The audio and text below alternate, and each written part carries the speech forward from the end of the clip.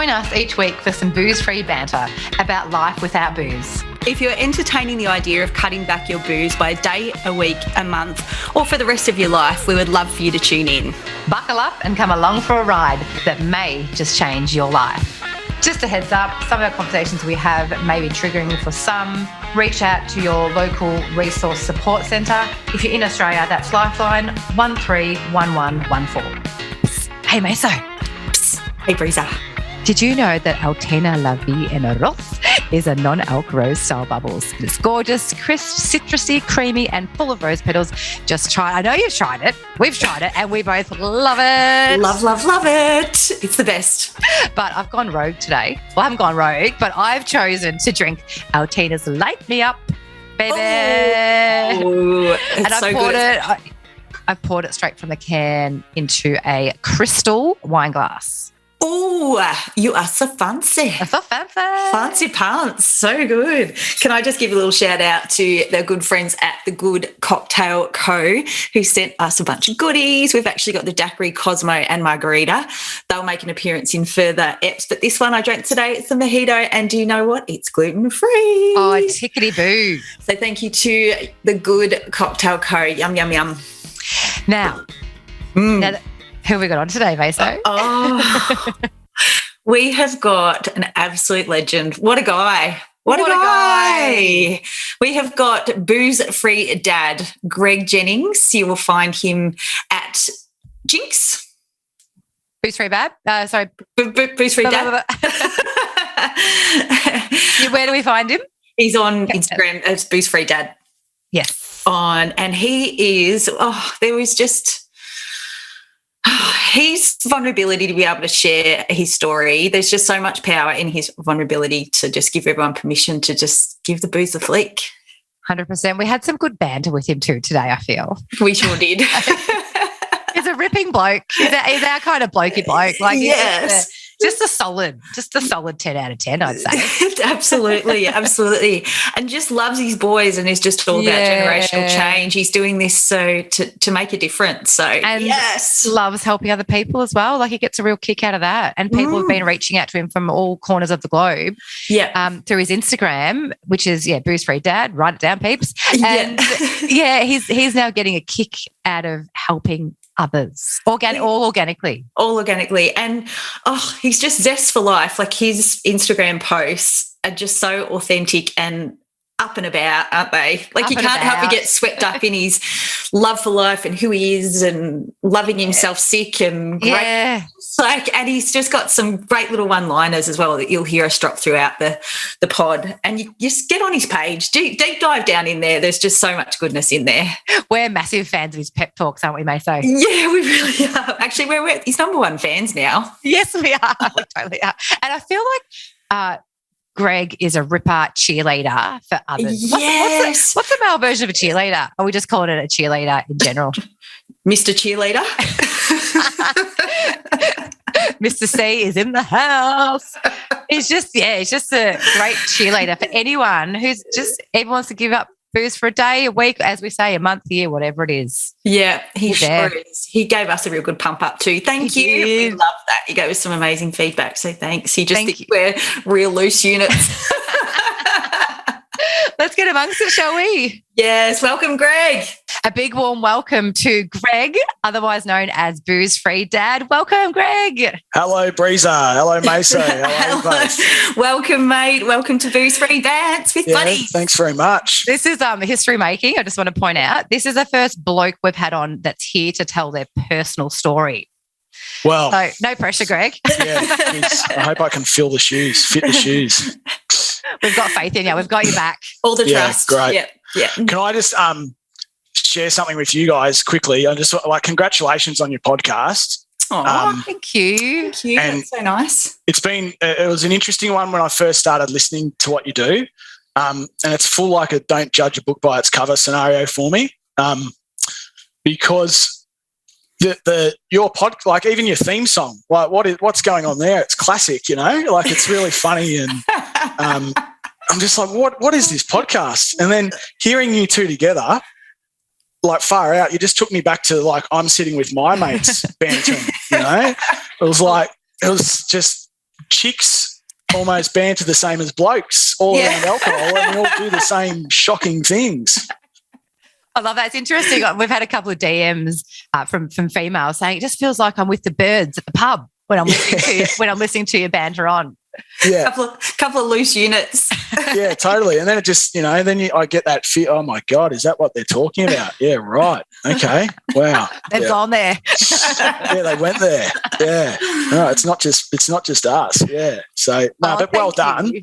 Love that. Yeah, it's really cool. So good on you. Thank you so much. That means the world to us. Thanks, Greg. Now, I guess, and also like with all your AF drink support as well, like awesome. Keep it up. Yeah. Thanks. So we've been so fortunate that we've got our beautiful partner, Altina, have come on board. Yep. Yes. And we've had a couple of other drinks. We've been given some drinks along the way as well, which is awesome. It's such an exciting space to be a part of. So good. Quickly just mention I am drinking Good Cocktail Co. Mojito today.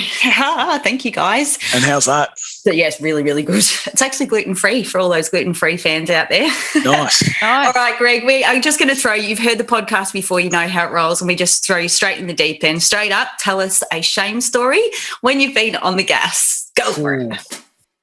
You gotta have shame on me. Shame on me.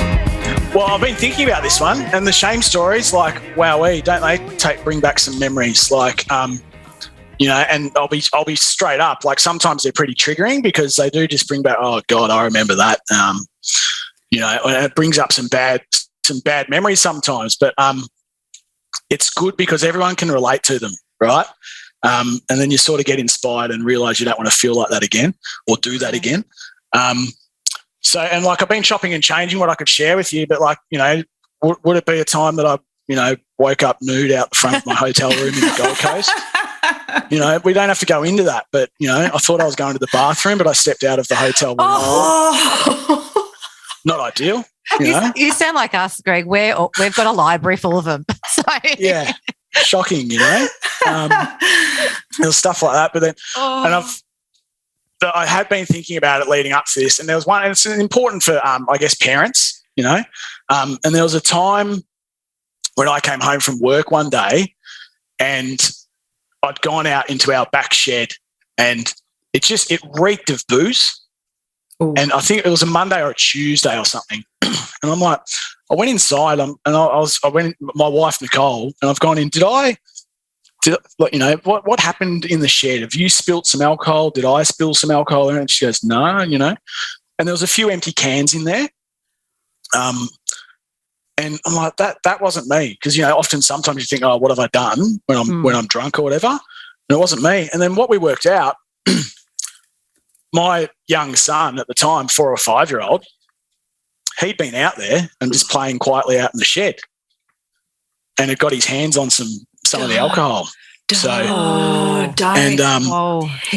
Then we worked it out, and I was just like, oh my God, is this for real? And then I sat with him and talked him through it, and we did. He eventually admitted, I tried some. Oh, great. And my heart just broke. Like my heart broke. Yeah.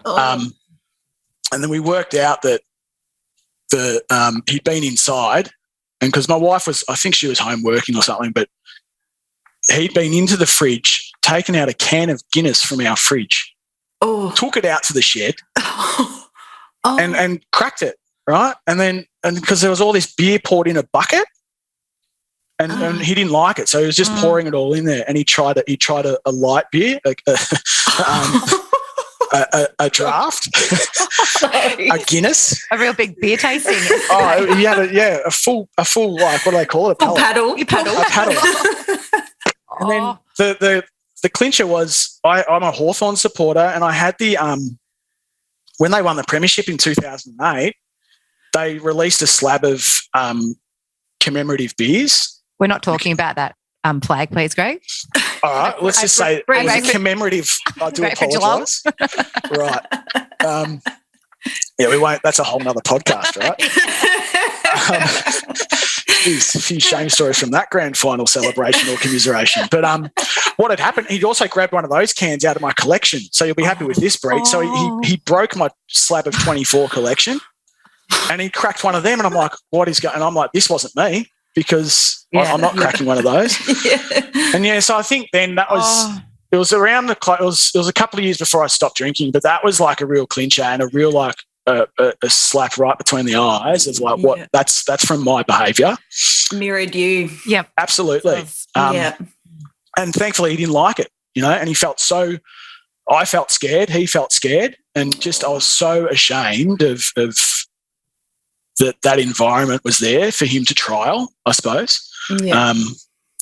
So I know that's a bit of a serious one, but it's an important one to share. And thank you for being I'm sure that was quite a hard one to put out there, Greg. So thank you for sharing. I've never shared that publicly, actually. So there's an exclusive for you. Thank you. That would have been really hard, mate. So thank you. We're privileged that you've. Yeah. Thank you. Was there a part of you that thought, shit, how much has he drank? Like, how much poison has he in his body? Yeah, that was pretty important straight away because we looked at it and just we didn't know, and we checked, was he sick or whatever, and he was okay through the day, my wife thought, but and thankfully he wasn't sick, and he was so scared to talk about it, right? But it wasn't like you should not do this, scold him type situation. It was just like we had to understand what had happened first. Yeah. And then eventually he said, I tried it, Dad. I go, okay, it's all right. You're okay. You're not in trouble. But let's talk about it, And then he actually did say, I didn't like this one and that one. that was yuck. That was warm. I go, yeah, because they're sitting in a hot shed, Did you agree with his reviews? A few, probably. I don't know what that 2008 Hawthorn commemorative one would have tasted like crap. Would have been 10 trash. years down the track, But so that's a shame story from a different angle, I suppose. So it's just important.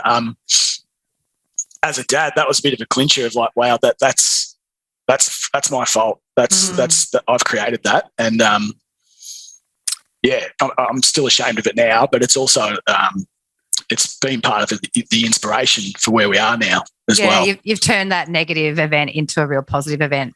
Yeah, massively. Let's talk about that then, Greg. Let's go back to when you had your first drink and how your relationship with booze evolved. No worries.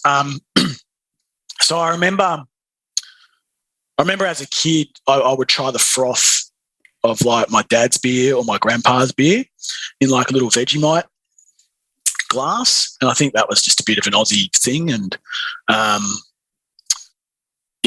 remember that really, really clearly, like up at my grandparents'. I'd be standing there next to my grandfather and he'd just give me a little sip of the froth, and then my dad as well at home sometimes. So the alcohol was always there. And then I guess when I first drank, I was 12. I was in year 7. And it was a slumber party at a mate's house and we snuck out and with a beer each. There was 4 of us. I don't know if I'll say the brands, but it's got a green logo. Classic. Yeah. Was there anything else? If it's not cold. And so we cracked those, and as it turned out, those boys didn't like the taste of it, and I ended up finishing most of them. Oh, so got real piggy. I did, yeah. I probably had about 3 of them, that night. And then it went from there, and that was a little bit of binge drinking in itself, wasn't it, as a 12-year-old? And then, it's an interesting one how much alcohol was there in my teenagehood, I suppose. Going to the telling your parents you go somewhere else, but then you go to the park and drink with your mates. Sorry to dob in my mates there, but, you can deal with that with your own families now. We're all grown up. But, that happened quite a lot. And there was also little things like I remember going on bike rides with a friend and we'd create little rocket fuels, and take that on a bike ride. Like, why were we doing that as young teenagers? We'd go into the liquor cabinet of each household and create a mix with juice you know, and we thought that was cool to do. And it's, you know, upon reflection, it's really sad. And what got us to that point, where I don't really know, and I may never work out, but yeah. And then I guess through my team, I had a good friend of mine pass away from leukemia when I was 15. And I remember that, you know, the group of us would sneak off. We were having bourbons, you know, in commiseration. You know, so we're 15, we're already experimenting with alcohol there. Are you getting drunk, or are you just sort of? Yeah, there was times we were, as teenagers. You know, year 9, year 10, you know, it's not a good, upon reflection, it's way too early to be doing that. So yeah, it was always there. And I went to an all boys school. And so there was a lot of, you were kind of defined about what you did, you know, on the weekends, and, you know, how big you were, how small you were, you know, what sport you played, muscles, girls, all this sort of stuff. And alcohol was part of it, you know, and going to parties on the weekend and that. And then I guess, from 18, it's just you really just take the lid off, and then fast forward 20 years, and it's just destroying my body for all that time. So you're classic kind of binge drinker, would you say, Greg? Oh, yeah, absolutely, I was. Yeah. Party on the weekends. Yep. Work in the week, get a bit thirsty on a Thursday, and then rip the band-aid so off. like probably once we turned 18, you know, and I there was the Thursday night dollar pots, dollar spirits, you know, at I think it was Chevron or something. Dollar wines as well. That's brutal. Yeah, like so illegal now, probably. Go out with $20, you'd have a great night. Yeah. Oh, you could absolutely stretch $1, couldn't you? Far out, you know. And you could go out. Literally, you could go out with $20, but now, you know, cost you $15 for a pint now. Yeah, and so there was that. There was the Thursday night, Friday nights, Saturday nights, and then Sunday arvos. And then sometimes also in those early days of being, you know, we all had fake IDs for a bit too, but from when we were 18, there was Tuesday nights as well. Oh, yes. Good old Toss the Boss at Cheers in Hawthorne. That was an icon. Friday night G-Spot. That was an icon. That was. I've heard of that. Yes, I've heard of that joint. Yeah, and then I actually remember that they had an over 28 thing on Saturday nights, and back then we were 18, going, imagine getting into that place, you know. And then here they fast forward down the track over 28. You feel so old by then. But, we had the golden oldies in Bendigo. Golden oldies, which was only over 30s, wasn't it? Yes, it was. You try and sneak in as a 28-year-old. And there was times back then too, like there was various nightclubs, and I'll put it out, you know, there was the Metro nightclub in Melbourne. Yeah.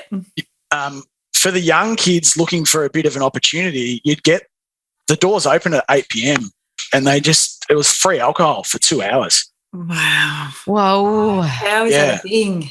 So 2 hours of free alcohol, no food, and we were religious. We were there, but that was how we stretched our dollar, like we said. Yeah. And the tables were just full of these warm pots by 10 o'clock, you know, and that would see us through. Yeah. You wouldn't care what it tasted like. You're just hooking in, aren't you? Yeah, you were, you know, and that's at 18. So that's what we're doing to ourselves. That's what I was doing to myself at 18, and it just really set the mark for the future years to go, you know. Yeah, it's just so unhealthy to think about now. Yeah. So then how many days have you been sober now, Greg?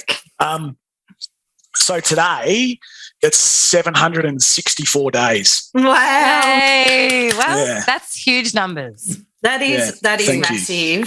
Well done. The one thing, congratulations. That's extraordinary. And you didn't plan on that, did you? Like, no, you only I do didn't. A year. No. I planned to do a year. Yeah. And, you know, there was a big build up to that, but leading up to, it was the start of 2020. Yeah. And, you know, I'd probably had quite a few train wreck moments from, you know, 2018, 2019, you know, even from 2017, there was something that happened to us personally that I think upon reflection I was dealing with alcohol. Like our youngest son, he had a stroke Okay, at 15 months old. Gee, mate.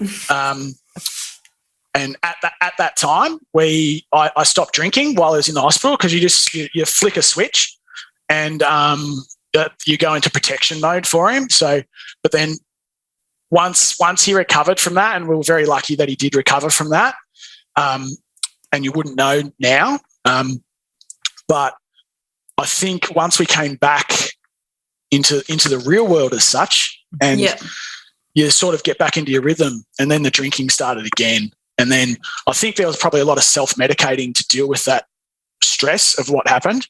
And then, 2018, that was like just consistent drinking. 2019, consistent drinking and real heavy binge drinking. And by the end of 2019, it was time to stop. I just had enough. And there was discussions with Isaac, the boy I just mentioned before. He started to ask me, "Why do you drink beer, Dad?"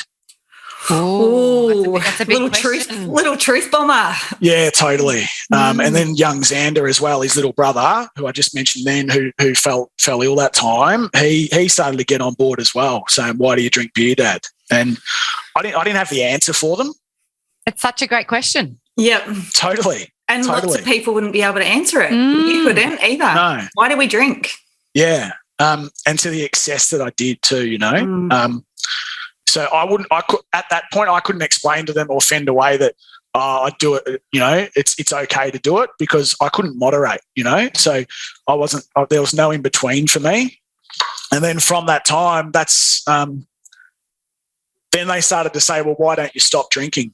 Yeah, and I remember I had a beer in my hand at the time, and I'm just like sort of laughed it off. "Yeah, cool, mate. I will. Yeah, sure." And then he asked again.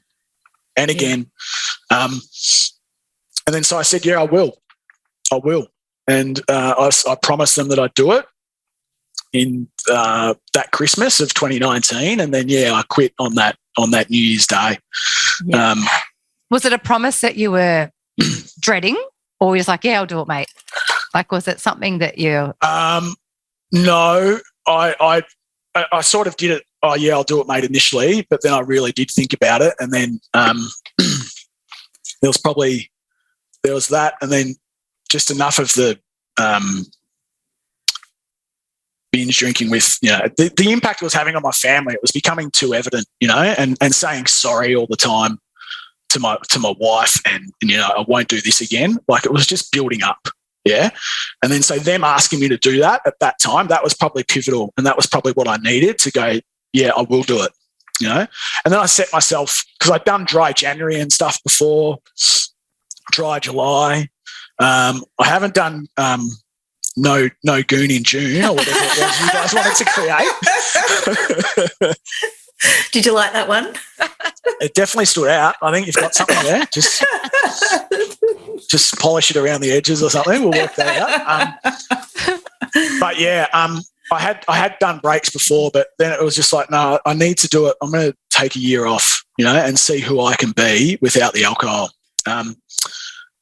And because we get to such a point from that teenagehood to adulthood to what we go through to becoming parent, alcohol's always there, and it's almost been your security blanket. And a lot of us don't know who we are without it. Yeah. If we're worthy without it, or who we could be without it. Breeza and I have... you go. That's quite the podcast right there. Well, it's true. Breeza and I just had a little reflection only a couple of weeks ago. We had a little wobble and went, "Who are we without booze?" We had a little identity thing, didn't we? We had a little question. Because you're right, exactly what you said, Greg. Like, from the age, like a young teenager, you've got around booze, drinking booze. You don't know who that real person is. No, not at all. And it's quite scary to get to that. For me, I was at a point of I had to find out. I had to. If I didn't take a break from alcohol, the joy that I've had the last couple of years, I would never have known. And it was just getting to a point where, like, it was impacting the family too much. I wasn't being the, and I'll probably mention this guy later on, but Ben Crow, Mojo Crow, who works with Ash Barty and all those sort of people, they talk about being the best human you can be, you know? And alcohol for me, there was no way it was going to let me be the best human I can be. So it was once I recognised that and I was ready to take on, you know, probably just look at that fear head on, take it head on. I had to give it a go, you know. And at the time, there was some mates, you know, I didn't tell a lot of people, you know, but there was mates who would go, what the hell are you doing that for? Or you can't do that. You're not going to be able to take a year off. You know, why on earth are you doing that? You know, what's the point of that? But the key answer to that was, well, I don't know. And I don't know who I'll be, but it's worthwhile finding out. Unreal. That. Same. And it has been. And yeah, so the plan was just to do it for a year. And pretty quickly, I realised it was pretty good not drinking for me, you know.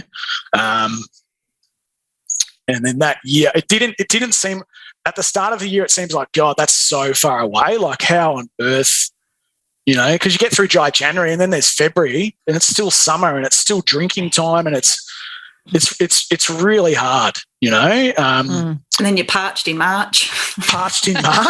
Yeah. And so it can be really hard, like with the socialising and stuff. But what I quickly learnt was I wasn't saying sorry for my actions anymore. I wasn't avoiding family time. I wasn't hiding behind a beer. I wasn't falling asleep on the couch in the afternoon or at 6 o'clock, you know, on a Saturday evening anymore. And then, yeah, it was just working for me. And yeah, it's been the best thing I've ever done. And and breaking up, people say it, breaking up with alcohol. For me, it was my handbrake, you know. Yeah. And once I got rid of it, it's like I've released the handbrake, and it's opened me up to just so much stuff I never knew existed. I was talking about you, Greg, to a friend of mine.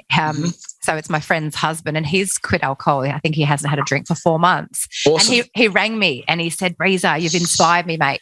And he said, I can't believe how much better my life is without booze. He goes, I'm playing with the boys every day. I've got more energy at work. And his wife, I spoke to his wife a few weeks ago, and she goes, Breeza, she goes, this is going to sound dramatic, but it has been life-changing.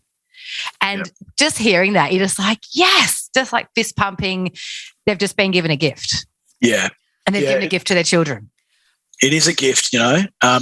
As you say, one choice, many wins.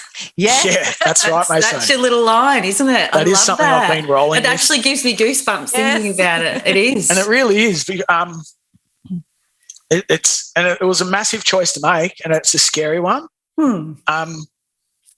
But it's the choices you make to be the person you want to be that, you know, and for me to give up alcohol, that was my one choice, and that's what I had to do to get those many wins, you know. And it is amazing that you give up one thing but you keep everything and enjoy everything else. Yeah. In fact, it gets better. Like you said, even your relationships enhance as well. Like everything's just, you know, better. Totally.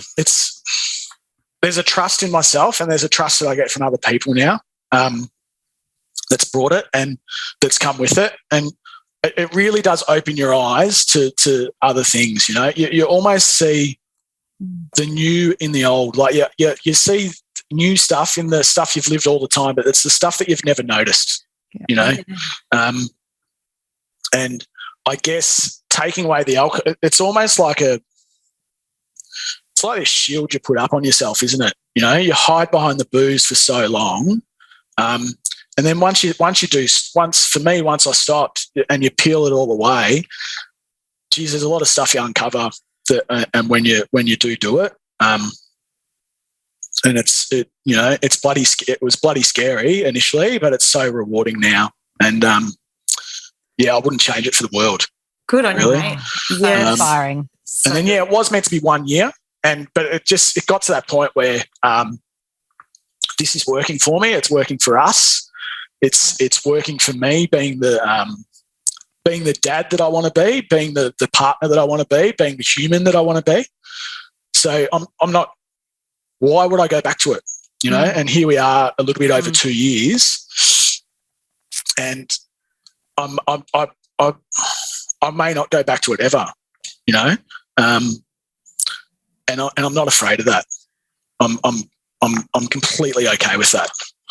You touched on, you said before, like, why would I go back to it? And that's the thing I think about when people say to me, "Oh, you ever going to drink again?" And I say, I'm finding it hard to find reasons why I would drink again. And you said exactly that then, Greg. Yeah. And I still get pangs of fear. You know, if I was to drink again, I know what would happen.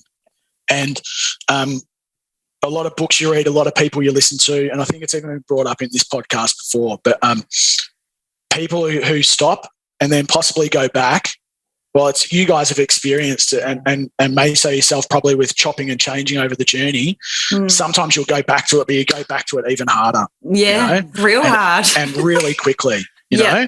And I know for me, I don't want to do that because I don't want to feel that way when you wake up the next morning and you just go, oh God, what was that about? What happened? And then it'll be too much. Just, you know, it's just, so while I've got those pangs of fear within me still, there's no way that I'd go back to it because I know what will happen. Yeah, you've come so far. Let's talk about your Insta account, Greg. I stumbled across Booze Free Dad is your handle sometime last year, I think it was, about August last year. Yep. And you started that Instagram account February 2020, so in your early days of sobriety. Yes. Yep. Did you set that up originally as a tool for yourself? Because I feel like it's actually a very helpful tool for others now. Yeah, it's definitely become that. Thank you. Yes, I did set it up as a tool for myself because, like I said, I wasn't mentioning it to everyone, you know, but I set up the account to sort of connect with other sober people around the world. Yeah, and that was my sort of way of sort of peering into what was happening there. And while I was still in the early journey of it, being completely anonymous with it. Yeah.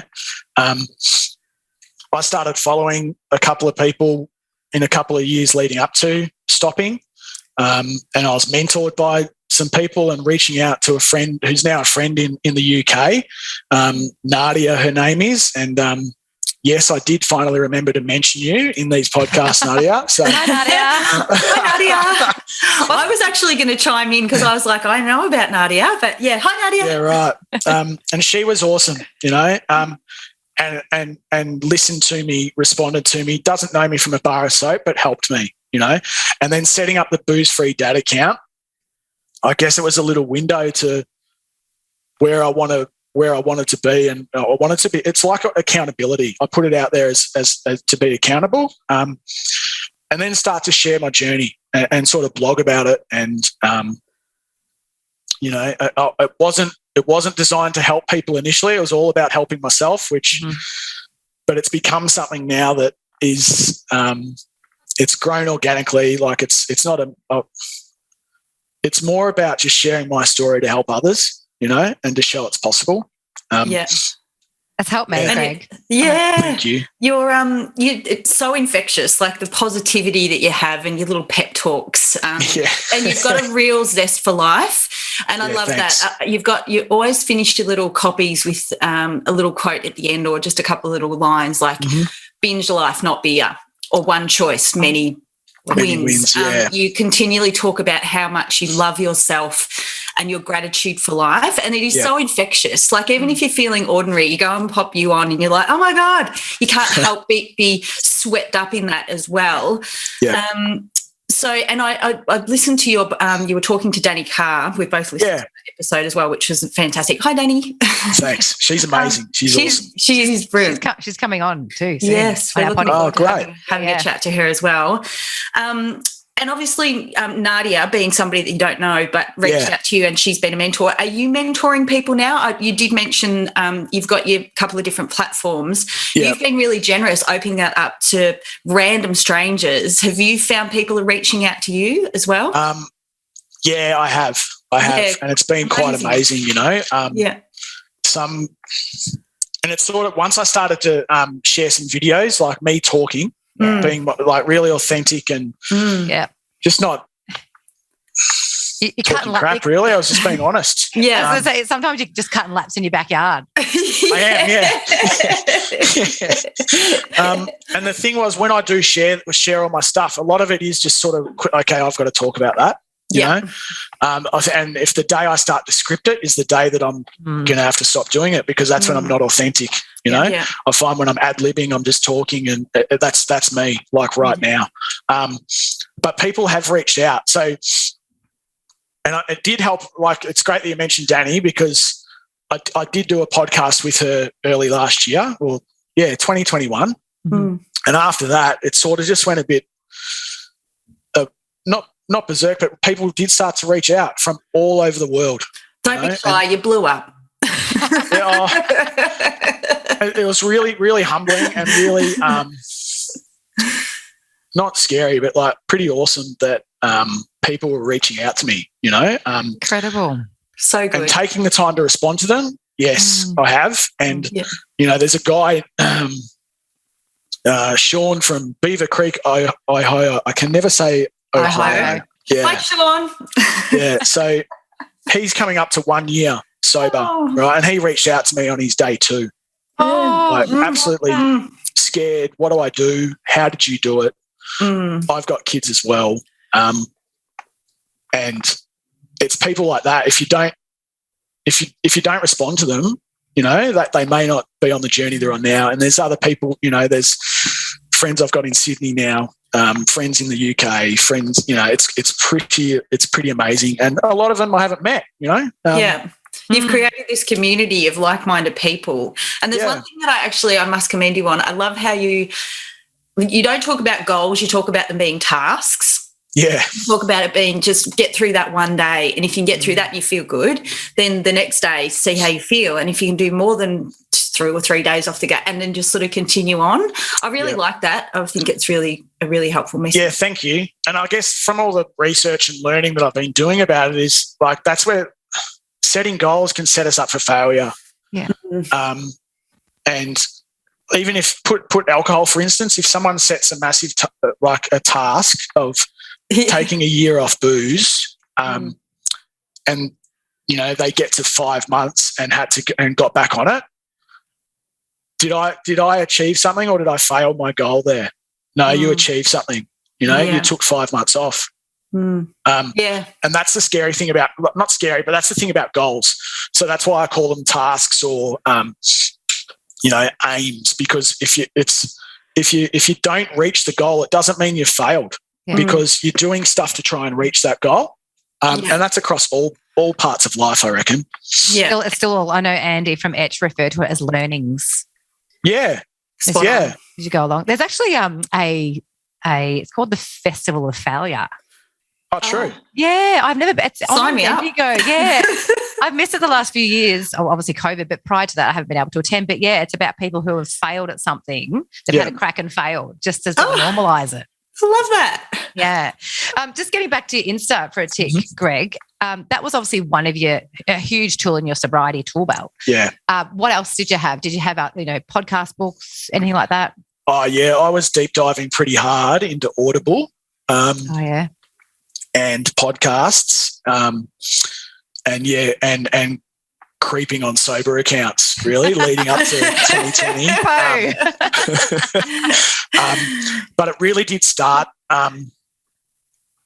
like you get to day one, but there's a bucket load of work that goes in to get to day one, right? So I started researching a lot of alcohol-free, living life without alcohol, books and listening and podcasts and mindset practices, and a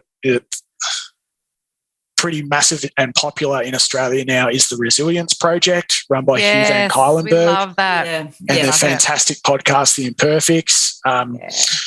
So I was following Hugh and the Resilience Project a long way out before I got to day one from alcohol. And I was actually looking at that recently. Like I'm up to over...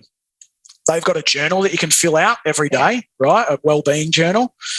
and it's gratitude, empathy, and mindfulness. And I was doing that. What did I say before? 764 days alcohol free. Well, I've been doing that journal for about, I think it's 1,480 days.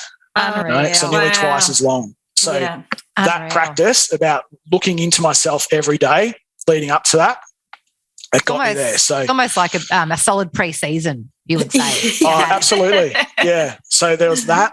And there was podcasts, and there was a lot of books on Audible. A lot of alcohol-free books, a lot of mindset books. There's a book by I think his name, it's Peter Fitzsimons, right? Is it? Yeah. I think Lisa Wilkinson's husband. Yeah, and he stopped drinking alcohol and sugar intake, and he's done a book on that. And I would highly recommend that book for Aussies. Yeah. What was his name again? Peter Fitzsimons. Yep. Okay. He's written a stack of books, like war books and stuff. Yeah, but he wrote a book about being off the booze, and that stuck with me because he's a bloke, and it was Aussie, and it was all, and that was pretty interesting. That was really early, and then a lot of the literature, as we know, it comes out of the UK. So, Catherine Gray's book was outstanding. That opened to me that, again, alcohol, it doesn't just impact blokes, and there's a lot of similarities between women and men in their relationship with alcohol. Ryan Holiday out of America, he's an absolute jet and all about mindset, and he's got a book called The Daily Stoic, which is got meditations from the Stoics back in the day, and he brings them to the modern day. Ego is the Enemy is the first book that I listened to of his, and that set me on the path because and amazingly, I think with alcohol, ego's got a big thing to do about it, to do with it. Right. Because it defines us so much, and let your ego, put your ego aside, and then here we are over 2 years into the journey of not drinking, and because we fear what people will think, right, when we stop drinking. Yeah. What are people going to think of me if I don't drink? We do. Absolutely. Yeah. What are you going to think of me if I keep drinking and being a booze hound and stuffing up every time? Yeah. What are you going to think then if you don't stop? So, which is that's a good point you make, and a good segue to chat about the response you had from your mates, because you seem like a bit of a party bunch kind of lads kind of vibe. We actually spoke to a guest a few weeks ago, and she said her friend circle shrunk very quickly. Yep. So talk to us about the response from your mates and where they are at now. Yeah. Okay. My key mates, they're still my key mates. Yeah. Right. So it takes a while for them to get used to it, because it's pretty baffling, I suppose, because booze with blokes, it's just, that's what defines us. And when I decide to be the ugly duckling and step away from that, it's sort of like, why on earth are you doing that? But then, it's blokes talking about their feelings. It's becoming a new thing, but it's very valid. And so good. Blokes are also getting better at listening to one another, about those feelings. And so my key mates, they respected and understand why I've stopped. Awesome. So, and it's pretty clear to see that it's working for me, and I'm a much better version of me. So, they've been fine, and for me, I'm really grateful of that, because they could have. I'm not going to all the things they do. Like, I'm not going to the long lunches anymore and all that sort of stuff. But I can go to an event and then sod off after a couple of hours. And I still get the same joy out of that, and they still get the same joy out of me being there. Yep. So that's been fine. And then also when we go to a pub or something like that, it is becoming more and more normal that there's alcohol-free options there. But some of my mates will go, this joint's got Heineken Zero or stuff like that. So they're aware of it. That's awesome. Yeah, it's good. So That's good. I'm glad that friendship base is still solid. Yeah, it is. And, some of them aren't, people are still getting used to it, it's particularly in social circles when we are, and I'm the one not drinking. Sometimes for people drinking, it can be hard for them, yeah. But, overall, it's all good, It's all good. socially. Have you done a sober boys' weekend? As in like going away with lads and getting on it? Yeah. Not so much because of COVID, yeah.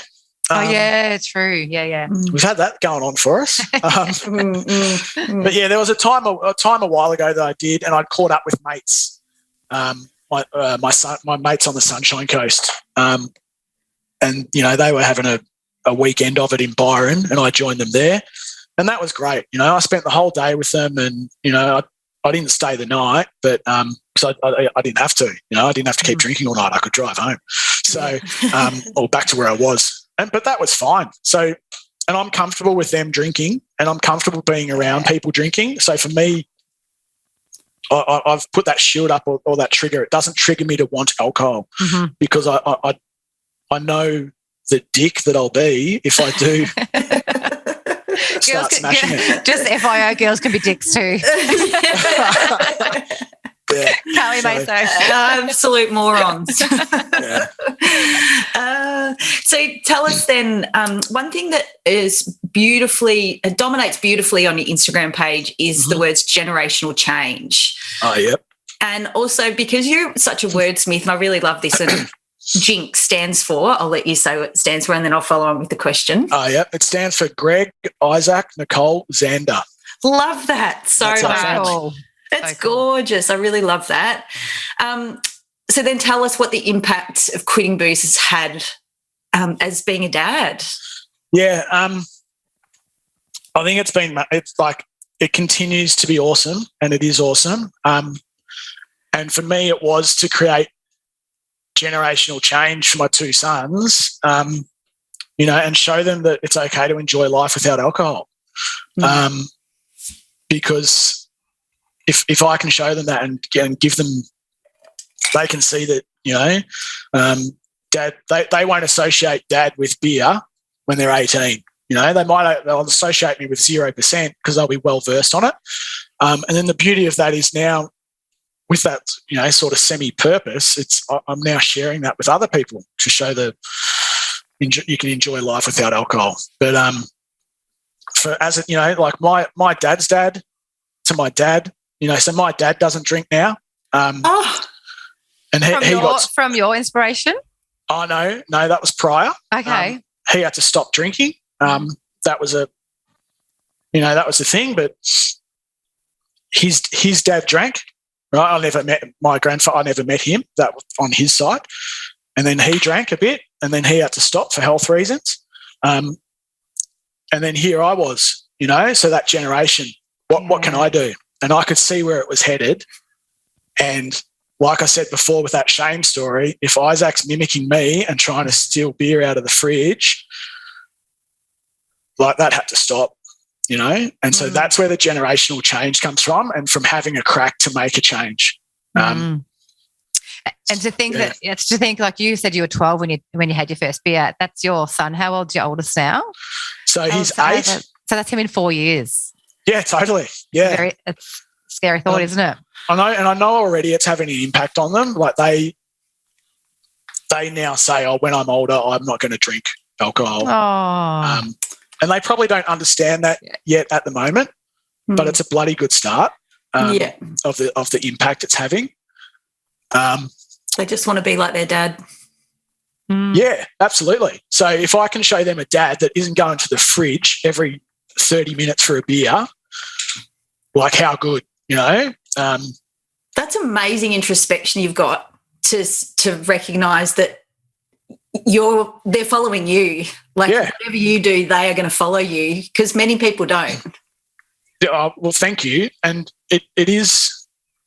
That's where I could see it. I could just see it heading that way. And that's like what I said before. Like what life would be without it. What would life be like for them if I go without it? And that's the awesomeness of what we're learning now. Yes. and we don't know the answer what life's going to be like, but it's going to be. I do know from a top line answer, it's going to be a heck of a load better for them that they're not going to have a drunk father. Yeah, you're not sacrificing something; you're actually giving a gift to yourself and the children. Yeah, absolutely. And there was a little. Speaking of wordsmith, it's about I show up at home, not the pub. Oh, bang! That's the quote of the season. Quote of the season. And that's what it's allowing me to do. That's a ripper. So good. That's and so obviously, good. Nicole's obviously seeing a better version of you as well. Yeah, she is. Yeah, it definitely so. I'm more in tune with what the household's about and prioritising what we need to do as parents. And it took me a long time for that penny to drop. And I think for young parents out there, like, because we go at a really fast pace through our teenage, our 20s, drinking, partying. Life throws all these things up at us, and then all of a sudden we're married, and then all of a sudden we've got a kid on the way, and then all of a sudden we're a parent, and we've got to look after another human. That all happens pretty rapidly in life, and you're not really prepared for it. So it takes for me, it took a while to work out what I had to prioritise and how I had to do that. And for me, it was to give up alcohol to help me do that. Yeah. So good.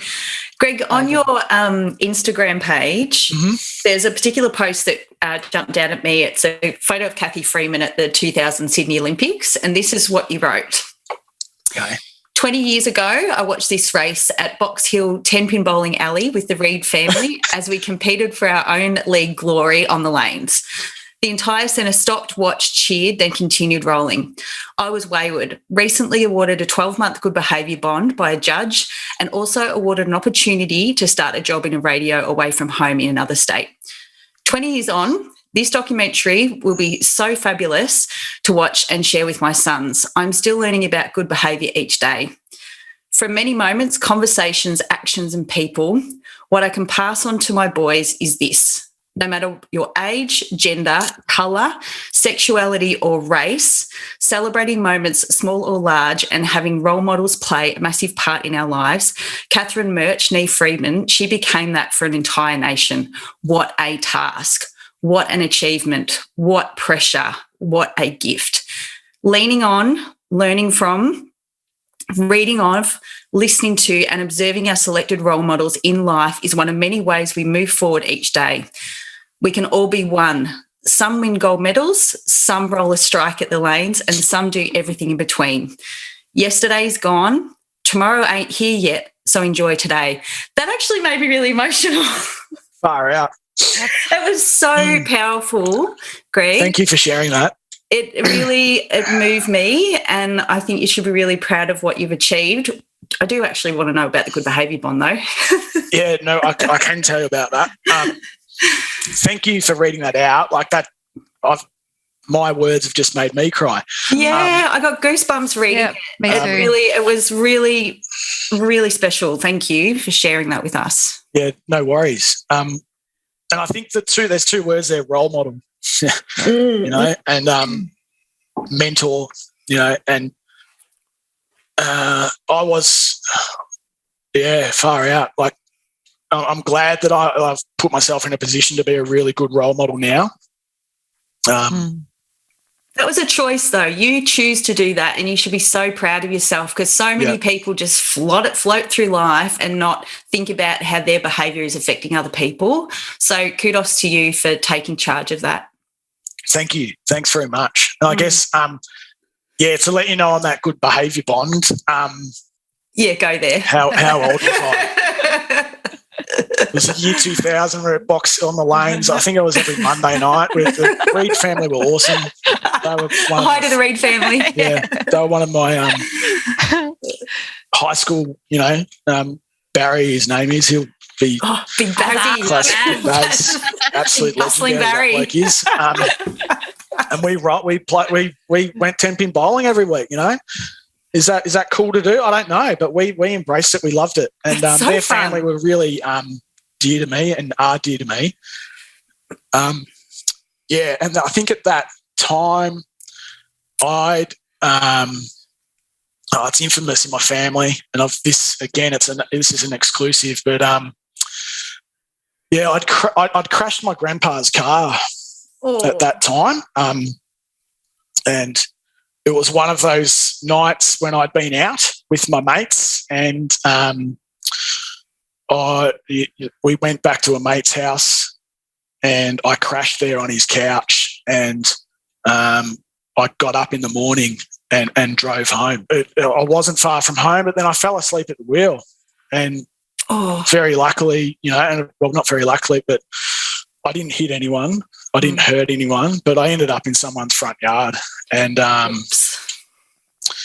it was not a good time. But I still cop it from my cousins that I crashed Grandpa's car. Unforgivable. Unforgettable. Rest in peace. What sort of car was it? We need to know that. I think it was a Camira, Holden Camira. Oh, Camira. Oh, that'd be worth a mint now. Yeah, I think it was a Camira. But I fell asleep at the wheel, like driving home after a massive night out, and bloody lucky. And at that point, I had to go to court for it, and I remember my lawyer on the day. He goes, "I said, this is what's going to happen." I go, "I've just got a job in radio. I'm moving interstate." And he goes, "What?" And that's the fact that I had a full-time job and I was moving forward and I had done something to change. That saved me, and that's why I got put on a good behaviour bond, as opposed to maybe. I don't know what they would have done, but community service. Yeah, so it was funny how that happened, and it was a scary time, but also it's a pivotal time in my life, and it's part of my story. So and to know that you did that was a result because you drank like that. No one else did that. That's a heavy shame to carry, isn't it? But I hope you've forgiven yourself for that since. Yeah, I have. Yeah. Thank you for sharing. Yeah, and then that was that radio journey. That's what I do. That's here we are 22 years later. Never would have thought about talk about doing things for a year. I never thought I'd even get through my probation. But here you are. Yeah. So anyway, thank you for sharing that, Greg. I know that has brought up some raw emotions. So we do appreciate. Thanks. Thanks. You've been so honest with us. Before we wrap it up, there's a quote that I reckon it was your mum, Maso, that you mentioned in a few podcasts. It was something along the lines of, anything worthwhile doing is hard. Is that it, Maso? Yeah, anything that makes you a bit nervous. Oh, anything worthwhile doing makes you a bit nervous. Yeah. Which I think like that's sort of the theme I've got out of today, Greg, is like it's not an easy journey, but bloody hell it's worthwhile. Oh, absolutely. And if it is, sometimes if you are scared of it, it means it's not familiar, right? It's probably because you don't know what's going to happen or what the result's going to be. So, follow that fear, I reckon. Another good quote. Geez, you're dropping it. There's a few mic drop moments in here. Giving me plenty of content for IG, mate. Thank you. But like, why? It's almost ingrained in us to be afraid of it. But then once you get to a point where you're not to be afraid of it, like, geez, it opens the world up, doesn't it? It certainly does. And I think there's such a big shift at the moment. Breeza and I were listening to Mamma Mia podcast yesterday, and they talked about how it's really, there's this massive change. It's a real movement, and it's shifting, in 5 years' time. Yeah. It was on the back of the Ash Barty, the media giving her a beer. And, the journo was saying on Mamma Mia that in 5 years' time, we probably won't be seeing that. We won't be seeing, elite athletes being forced to drink alcohol after their victory. Yeah. And it did seem like that. And I know that instance that you're talking about. It was a real interesting one. And I was glad because I've spoken to my boys a lot about Ash Barty. And I let the older ones stay up and watch it. And that was awesome. And then I was off to bed. And I'm really glad that he'd gone to bed, because it would have been an awkward conversation to have. Why are they giving her a beer, Dad? because that's not her. That's not what she does. It certainly popped up. It popped up a bit in the media, didn't it? Like people have made commentary on it, and then that's full Aussie, awesome, great, or that's geez, we shouldn't do that. But that's where we're at now with alcohol, aren't we? Yeah. Our relationship with it and society. There's a lot of things in society that, upon reflection, we could have done better, and probably, God, get me a few years ago saying this, I would have told you to sod off. But now, probably with society, Australia and our relationship with alcohol could probably, over the journey, be a stack load better, because you're Australian, mate. You have a beer, don't you? Get one in you. Get one in you, yeah. But we're growing up a bit, aren't we, I reckon, and we're knowing that we don't have to be that way. Correct. And in 5 years' time, they might have a, or maybe even next year, there might be a Corona in that tub, there might be a Peroni in that tub, but there might be a 0% version of it as well. And hopefully that's maybe in the short to medium term what they do in instances like that with their sponsors. Get the low alcohol version of it, Absolutely. And you can see it, as you guys know, the alcohol-free drinks are becoming so much more available. Yeah. And for anyone starting a booze-free journey, God, it's a great tool to have. It's if it works for you, though, Yeah, exactly right. So we're starting to wind it up, Greg, but we don't wind it up without a few little extras on the end. Okay. So I have a little question that I ask. It's a little random question. Cool. This is unprepared. This could go anywhere. And I will say, Maso, this might be triggering for me because I do know where it's going. Okay. So you're a hardcore Hawks supporter. Yep. Who's your favourite player? Oh, far out. Oh, he's had to think about it. Yeah, well, Jack Gunston, I suppose, at the moment. There you go. Yep. And who's your all-time favourite player in AFL? Buddy Franklin. Oh, Buddy. Oh, Buddy. Who's yours? So you do know we have discussed Breeza is a hardcore Geelong fan. So who's your player, Breeza? Currently? Yeah. Tom Stewart. There you go. And all AFL. Oh, look, I can't go past Jimmy Bartell. I can't go past him. Jimmy. Is that for looks? Or John Barnes was a favourite. John Barnes in the 90s. Yeah, he was up there. Yeah. No, Jimmy's just an all-round, I reckon, A grade. Just A grade. Wow. He kicked a handy point against Hawthorn one year, Breeza. I do know the one you're talking about. Yeah, thank you. I was in Vanuatu then watching it on the Source.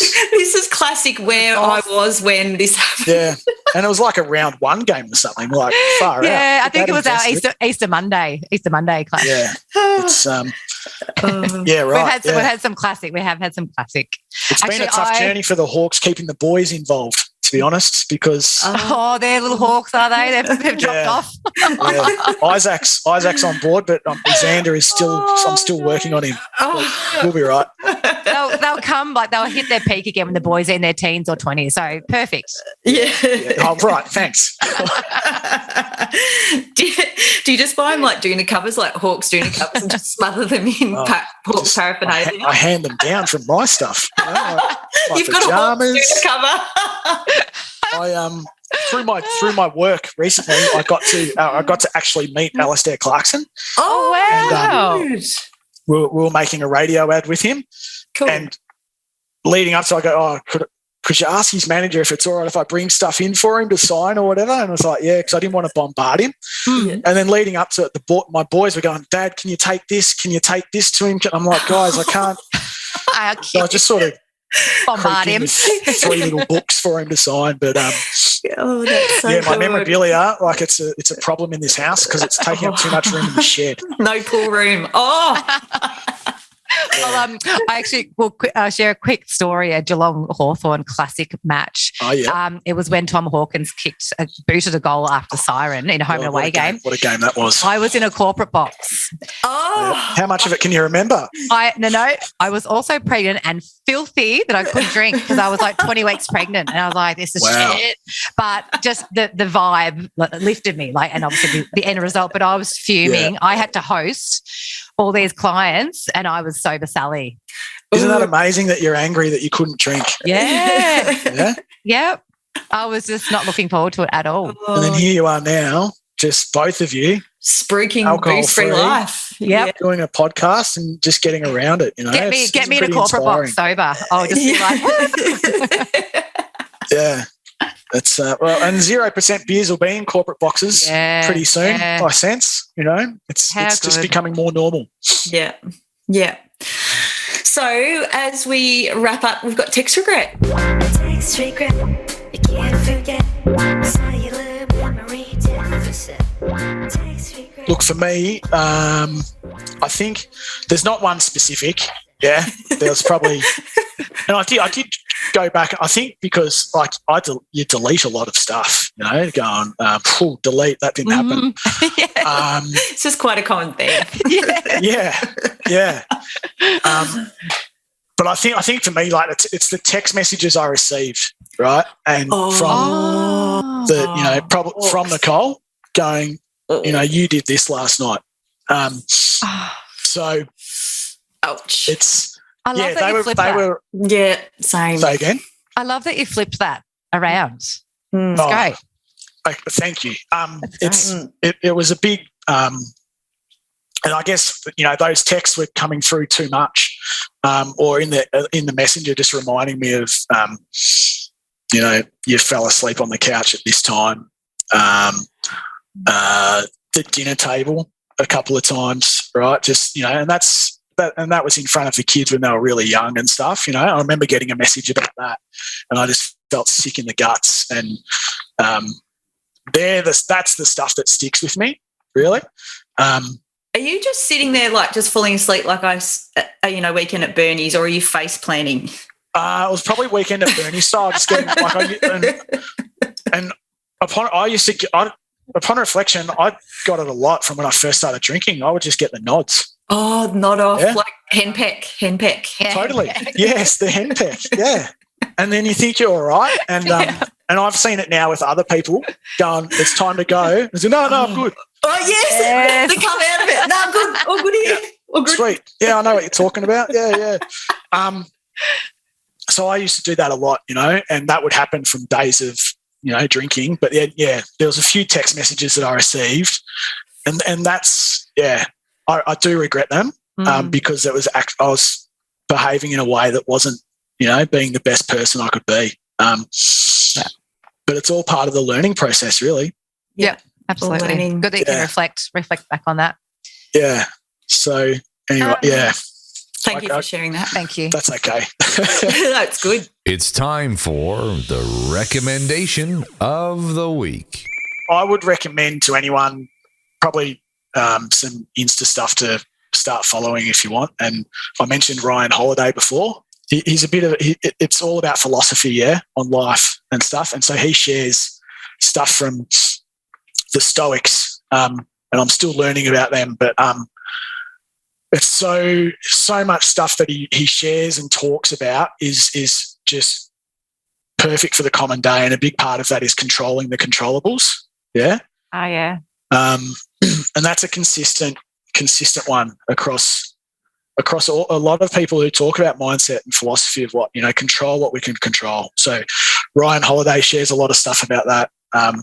You know, I definitely recommend people should follow Ben Crow or Mojo Crow, right? Yeah, he's a ripper.